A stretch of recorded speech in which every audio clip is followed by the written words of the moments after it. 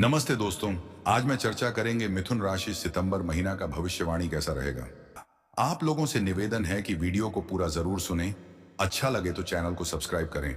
आइए जानते हैं मिथुन सामान्य मासिक राशिफल जानें। यह महीना आपके लिए मिश्रित परिणाम लेकर आने वाला है, लेकिन इस महीने आपके खर्च बढ़े हुए ही रहेंगे। इस बात का आपको शुरू से ही ध्यान रखना चाहिए और पहले से ही अपने धन को किस तरह से इस्तेमाल करना है, इस पर आपको ध्यान देना होगा, अन्यथा आपको चुनौतियां परेशान कर सकती हैं। स्वास्थ्य पर भी आवश्यकता पड़ेगी कि आप ध्यान दें और बाहर का भोजन करने से परहेज करें। नौकरी के मामले में आप चतुराई तो दिखाएंगे, लेकिन कभी कभी ज्यादा चतुराई दिखाना नुकसानदायक हो जाता है। इसीलिए आपको बेहद समझदारी से काम लेना होगा ताकि कोई बड़ी समस्या आपको परेशान न कर सके।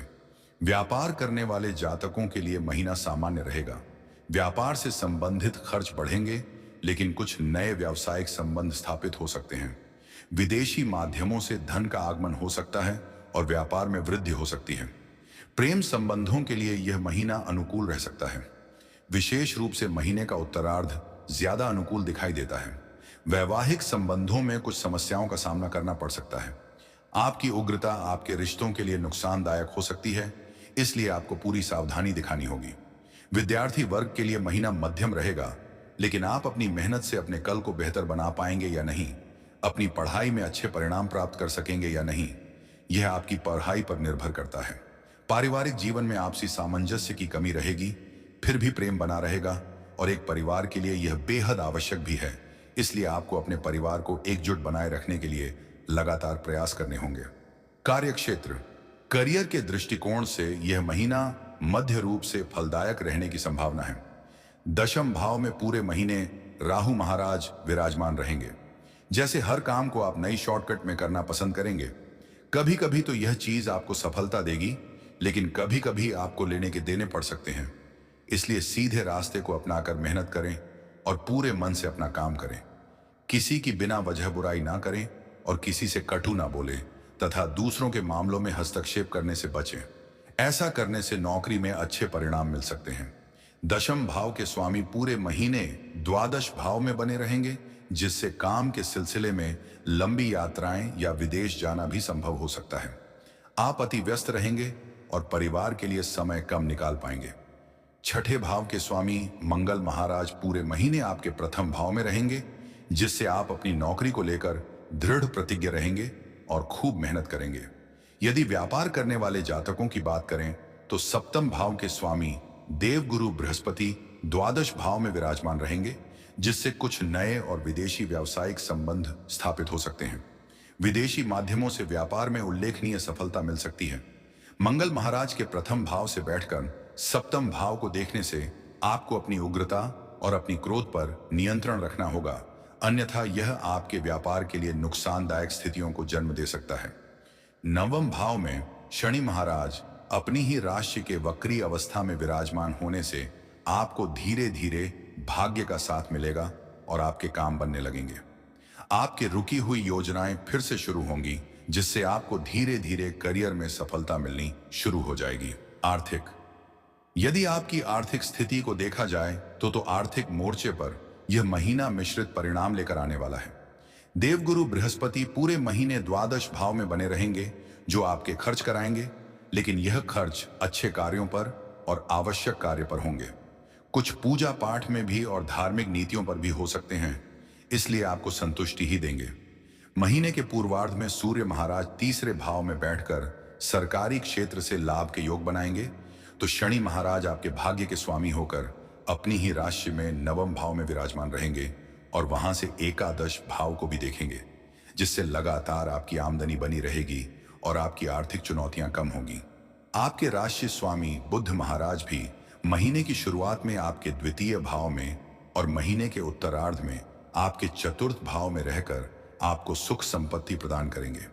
इस महीने आपको नई संपत्ति, कोई वाहन या अचल संपत्ति खरीद सकते हैं। व्यापार में भी विदेशी माध्यमों से लाभ के योग बनेंगे और आप चाहे तो महीने के उत्तरार्ध में अच्छी सलाह लेकर शेयर बाजार में भी निवेश कर सकते हैं। स्वास्थ्य, यह महीना स्वास्थ्य के दृष्टिकोण से मध्यम रहने की संभावना है। उसकी वजह यह होगी कि आपकी राशि स्वामी बुध महाराज तो अच्छी स्थिति में रहेंगे, जो महीने की शुरुआत में द्वितीय भाव, उसके बाद 4 तारीख से आपके तृतीय भाव में सूर्य महाराज के साथ स्थित रहेंगे और उन पर शनि की पूर्ण दृष्टि होगी तथा 23 सितंबर से बुध कन्या राशि में सूर्य के साथ और केतु के साथ स्थित होंगे। उन पर राहु, मंगल और बृहस्पति की दृष्टियां होगी। इस कारण से राशि स्वामी महीने के उत्तरार्ध में पीड़ित हो सकते हैं तथा आपकी राशि में उग्र ग्रह और आपके छठे भाव के स्वामी मंगल महाराज विराजमान रहेंगे, जो स्वास्थ्य समस्याओं को बढ़ावा दे सकते हैं। आपको त्वचा संबंधित समस्याएं या रक्तचाप से संबंधित समस्याएं परेशान कर सकती हैं। इन सभी का समय पर उपचार करें, अच्छा भोजन करें, अच्छे दिनचर्या अपनाएं, इससे आपको स्वास्थ्य लाभ हो सकता है। प्रेम व वैवाहिक, यदि आप किसी प्रेम संबंध में हैं तो यह महीना आपको अच्छी सफलता प्रदान कर सकता है। पंचम भाव के स्वामी शुक्र महाराज महीने के पूर्वार्ध में तो आपके चौथे भाव में विराजमान रहेंगे और उनके साथ केतु महाराज भी होंगे तथा मंगल और बृहस्पति की दृष्टि भी उसी पर होगी, जिससे आप अपने प्रियतम से तरह तरह की बातें करेंगे, उनके लिए कुछ भी कर लेंगे और आपके मन में उनको लेकर अनेक प्रकार के विचार जन्म लेंगे, जिसमें कुछ अच्छे और कुछ बुरे विचार हो सकते हैं। आपको कोशिश करनी चाहिए कि अपने विचारों को नियंत्रण में रखें और अपने प्रेम को महत्व दें। इसके बाद 18 सितंबर से शुक्र तुला राशि में पंचम भाव में आकर आपके प्रेम संबंधों को प्रगाढ़ बनाएगा। आपके रिश्ते में रूमानियत बढ़ेगी, आप दोनों के बीच आपसी समन्वय बेहतर होगा, अंतरंग संबंधों में बढ़ोतरी होगी। आप अपने रिश्ते को लेकर ज्यादा सजग और सचेत होंगे और इसके भविष्य को तलाशेंगे। विवाहित जातकों की बात करें तो आपको इस महीने काफी सावधानी रखने की आवश्यकता पड़ेगी, क्योंकि पूरे महीने उग्र स्वभाव वाले मंगल महाराज मिथुन राशि में यानी कि आपकी ही राशि में प्रथम भाव में रहेंगे और वहां से आपके सप्तम भाव पर दृष्टि डालेंगे, जिससे पारिवारिक समस्याओं को छोड़ दें तो आप और आपके जीवन साथी के मध्य तर्क बढ़ सकते हैं। एक दूसरे से कटाक्ष करने की प्रवृत्ति बढ़ेगी और आप ज्यादा उग्र होकर और गुस्से से बात करेंगे, जो आपके रिश्ते के लिए नुकसानदायक रहेगा।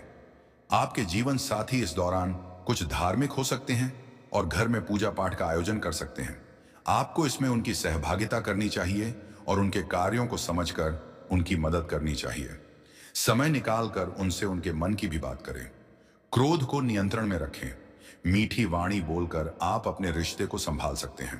पारिवारिक, यह महीना पारिवारिक तौर पर कुछ उथल पुथल के साथ आपसी प्रेम को बढ़ाए रखेगा।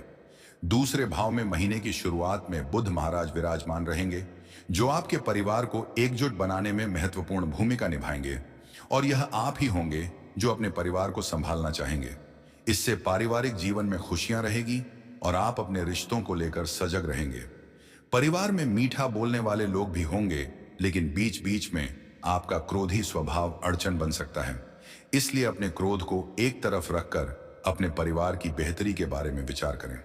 चौथे भाव में केतु शुक्र के साथ विराजमान होकर जिन पर मंगल और बृहस्पति की दृष्टि होगी, इसलिए बीच बीच में कुछ परेशानियों के बावजूद धीरे धीरे स्थितियां संभल सकती हैं।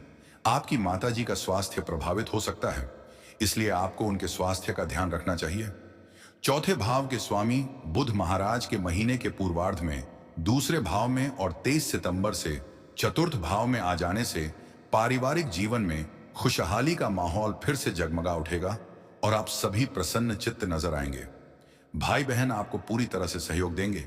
यदि वे किसी सरकारी सेवा में हैं तो यह समय उनकी उन्नति का समय होगा और इससे घर में भी खुशी का माहौल बनेगा।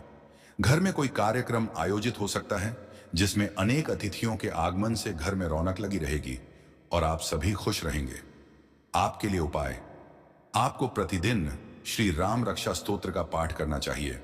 अपने राशि स्वामी श्री बुद्धदेव के बीज मंत्र का नियमित जाप करना आपके लिए बहुत लाभदायक रहेगा। शुक्रवार के दिन स्फटिक की माला से मां महालक्ष्मी के किसी मंत्र का कम से कम 108 बार जाप करें। शनिवार के दिन सरसों के तेल का दीपक संध्या काल में पीपल के वृक्ष के नीचे अवश्य जलाएं, लेकिन वृक्ष से दूर रखें। आज के लिए इतना ही, मिलते हैं अगले वीडियो में। तब तक के लिए आप लोग अच्छे रहें और अच्छे रहने के लिए प्रत्येक दिन नवग्रह का पूजा पाठ जरूर करें। नमस्ते, ओम नमः शिवाय।